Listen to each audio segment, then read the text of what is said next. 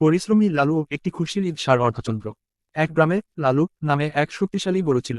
লালু তার মালিক রহমান চাচার খুব অনুগত ছিল। রহমান চাচা ছিলেন একজন দরিদ্র কিন্তু দয়ালু কৃষক। লালুর একটি সুন্দর পরিবার ছিল, তার স্ত্রী মায়া, দুষ্টু ছেলে বাছুর নাসির, আর ছোট্ট মেয়ে বাছুর জয়নব। সামনে ঈদুল আজহা। লালু জানত তার মালিকের সংসারে খুব অভাব। তাই সে রাত দিন এক করে রহমান চাচার জমিতে কঠোর পরিশ্রম করত যেন ভালো ফসল ফলে এবং চাচাকে নিজের সন্তানদের অভাব বুঝতে না হয়। লালু যখন ক্লান্ত হয়ে ফিরত, মায়া তাকে বলতো, আল্লাহর ওপর ভরসা রাখো, তোমার এই পরিশ্রম বৃথা যাবে না।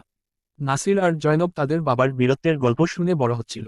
কোরবানির ঈদের আগে অনেকেই লালুকে চড়া দামে কিনতে চাইল, কিন্তু লালুর কঠোর পরিশ্রমের কারণে সেই বছর রহমান চাচার জমিতে এত ফসল ফলেছিল যে তাকে আর লালুকে বিক্রি করতে হলো না। রহমান চাচা লালুর কপালে হাত বুলিয়ে বললেন, তুই তো আমার পরিবারের সদস্যের মতো, তোকে ছাড়া ঈদ হয় নাকি? সেদিন ঈদে লালু তার স্ত্রী মায়া এবং দুই বাছুরকে নিয়ে পেট ভরে সবুজ ঘাসার খুল খেল। লালু প্রমাণ করল, হালাল পথে কঠোর পরিশ্রম করলে আল্লাহ তার ফল অবশ্যই দেন।